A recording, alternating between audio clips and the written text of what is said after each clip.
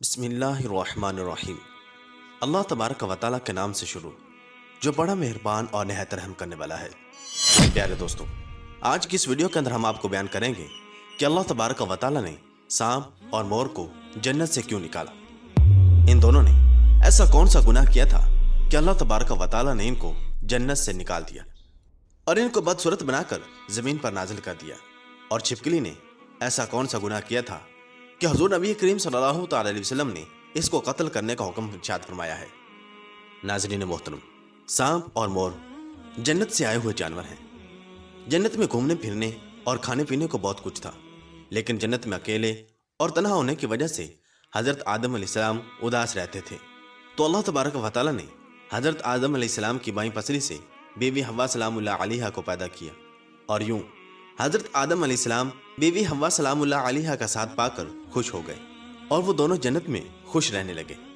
اللہ تبارک و تعالیٰ نے ان سے ارشاد فرمایا کہ تم دونوں جنت میں جہاں چاہو کھاؤ پیو گھومو پھرو، لیکن خبردار اس درخت کے قریب مت جانا اور نہ ہی اس کا پھل کھانا۔ اگر تم نے ایسا کیا تو تم ظالموں میں سے ہو جاؤ گے۔ سانپ اور مور بھی اس وقت جنت میں رہتے تھے اور وہ دونوں جنت سے باہر آیا جایا کرتے تھے۔ اس وقت سانپ کے پیر بھی تھے اور سانپ کے منہ سے ابرک کی بہت اچھی خوشبو آتی تھی، اور مور آج جتنا خوبصورت دکھائی دیتا ہے وہ اس سے بھی کہیں زیادہ خوبصورت ہوا کرتا تھا۔ جب وہ جنت میں رہتا تھا تب مور کے پاؤں بھی بہت زیادہ خوبصورت ہوتے تھے۔ ایک دن جب وہ دونوں جنت کے باہر آئے تو ان کی ملاقات شیطان سے ہوئی۔ شیطان نے ان دونوں سے کہا کہ مجھے بھی اپنے ساتھ جنت میں لے چلو، تو ان دونوں نے جواب میں کہا کہ ہمیں اللہ تبارک و تعالیٰ کا خوف ہے اور اس بات کا ڈر ہے کہ تمہیں اپنے ساتھ جنت میں لے جاتے ہوئے ہمیں کوئی دیکھ نہ لے، اس لیے ہم تمہیں اپنے ساتھ جنت میں نہیں لے جا سکتے۔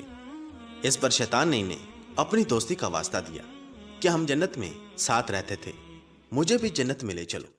مور نہ مانا، لیکن شیطان نے ان کو دائمی زندگی کے خواب دکھائے، جس پر سانپ مان گیا، اور سانپ نے شیطان کو مشورہ دیا کہ تم میرے منہ میں بیٹھ جاؤ اور میں تمہیں جنت میں لے جا کر اگل دوں گا، اور اس طرح تمہیں کوئی دیکھ نہیں سکے گا۔ بہرحال ناظرین محترم، سانپ نے شیطان کو منہ میں بٹھا کر جنت میں لے جا کر اگل دیا۔ اس طرح شیطان دوبارہ جنت میں داخل ہونے میں کامیاب ہو گیا۔ شیطان نے جنت میں حضرت آدم علیہ السلام اور بی بی حوا سلام اللہ علیہا سے ملاقات کی اور ان سے کہا کہ میں تمہارا خیر خواہ ہوں، تم نے جنت میں ابھی تک اس پھل کو کیوں نہیں کھایا؟ اس پر دونوں نے شیطان سے کہا کہ اللہ تبارک و تعالیٰ نے ہمیں اس درخت سے دور رہنے اور اس کا پھل کھانے سے منع کیا ہے، اس لیے ہم نے ابھی تک اس کو نہیں کھایا اور نہ ہی کھائیں گے۔ جب حضرت آدم علیہ السلام سو گئے تو شیطان اماں حوا سلام اللہ علیہا کے پاس آیا اور انہیں بہکانے لگا کہ اللہ تبارک و تعالیٰ نے تمہیں پھل کھانے سے اس لیے منع کیا ہے کہ کہیں وہ پھل کھانے کے بعد تم نہ مرنے والے نہ بن جاؤ اور ہمیشہ کے لیے جنت میں رہنے لگو۔ حضرت بی بی حوا سلام اللہ علیہا نے شیطان کے بہکاوے میں آ کر اس درخت کا پھل کھا لیا۔ حضرت آدم علیہ السلام سو کر اٹھ گئے تو بی بی حوا سلام اللہ علیہا نے انہیں بھی اس درخت کا پھل کھانے پر مجبور کیا، اور وہ پھل حضرت آدم علیہ السلام کو بھی کھلا دیا۔ جیسے ہی دونوں نے اس درخت کا پھل کھایا تو ان کا جنت کا لباس اتر گیا۔ تبھی اللہ تبارک و تعالیٰ نے ان دونوں سے کہا کہ میں نے تمہیں اس درخت کے پاس جانے سے اور اس کا پھل کھانے سے منع نہیں کیا تھا، لیکن تم دونوں نے میری بات نہ مان کر اور اس درخت کا پھل کھا کر اپنی جان پر ظلم کیا ہے۔ تبھی حضرت آدم علیہ السلام اور بی بی حوا سلام اللہ علیہا کو اپنی لغزش کا احساس ہوا اور انہوں نے اللہ تبارک و تعالیٰ سے معافی مانگی۔ اللہ تبارک و تعالیٰ نے انہیں معاف فرما دیا اور ان دونوں کو جنت سے نکال کر زمین پر نازل فرما دیا اور فرمایا کہ زمین پر ایک خاص وقت تک تمہارا ٹھکانہ ہے اور تم زمین پر ہی رہو گے۔ اللہ تبارک و تعالیٰ نے شیطان کو جنت میں لے کر آنے پر مور کی خوبصورتی چھین لی، اور جن پیروں سے وہ شیطان کو جنت میں لے کر آیا تھا انہیں بدصورت بنا دیا، اور جس سانپ نے مور کو شیطان کی مدد کا مشورہ دیا تھا اللہ تبارک و تعالیٰ نے اس کے منہ سے ابرک کی خوشبو چھین کر سانپ کے منہ میں زہر بھر دیا، اور سانپ کی ٹانگیں چھین کر مور اور سانپ کو جنت کی اس خوبصورت جگہ سے ہمیشہ ہمیشہ کے لیے نکال دیا۔ بحوالہ تحف العقول۔ پیارے دوستو، اور چھپکلی ایک رینگنے والا جانور ہے جو ہمارے گھروں میں عموماً پایا جاتا ہے۔ چھپکلی کی کچھ اقسام تو بالکل زہریلی نہیں ہوتی، لیکن بعض ایسی زہریلی ہوتی ہیں کہ اگر وہ کسی انسان کو اپنی زبان لگا دے تو انسان مر سکتا ہے۔ چھپکلی ایک ایسا جاندار ہے کہ جس کو دیکھ کر ہر انسان ہی کراہت محسوس کرتا ہے۔